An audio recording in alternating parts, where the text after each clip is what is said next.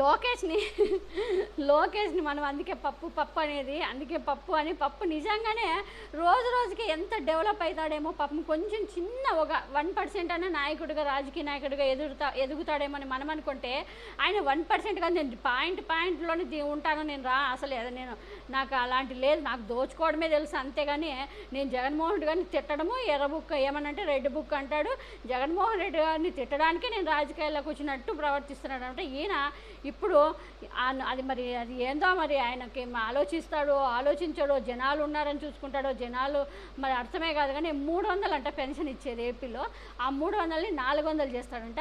పాపం ఈ నోటు జారుతాడని పక్కన ఆల్రెడీ పక్కనుండే ఓడు పాపం పక్కనుండే అతను చెప్తున్నాడు, నా 300 కాదు 3000 నుంచి 4000 పెంచుతామని చెప్పండి అని చెప్తుంటే 300 మళ్ళీ కూడా 4 ఖర్చుకొని సరే చెప్పినాకైనా మళ్ళీ ఏమైనా దాన్ని తప్పు సరిదిద్దుకున్నా అంటే లేదు 3000ని ఈయనే ఆ 3000ని 4000 చేస్తాను, ఫస్ట్ 300ని 400 చేస్తాడు, అప్పుడు చెప్పిన తర్వాత సరే అప్పుడైనా సరి చేసుకోవాలిగా 300ని 4000 చేస్తాను అంటే ఆ 4000 ఇచ్చి 300ని 400 ఇచ్చే బాధ్యత నాదే అన్నాడు ఫస్ట్, తర్వాత 300ని 4000 ఇచ్చే బాధ్యత నాదే.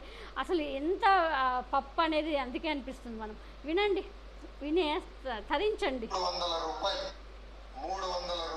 వృద్ధుల పెన్షన్ని 400 రూపాయలు చేసే బాధ్యత మేము తీసుకుంటాం. 300 రూపాయలు వృద్ధుల పెన్షన్ని 400 రూపాయలు చేసే బాధ్యత మేము తీసుకుంటాం.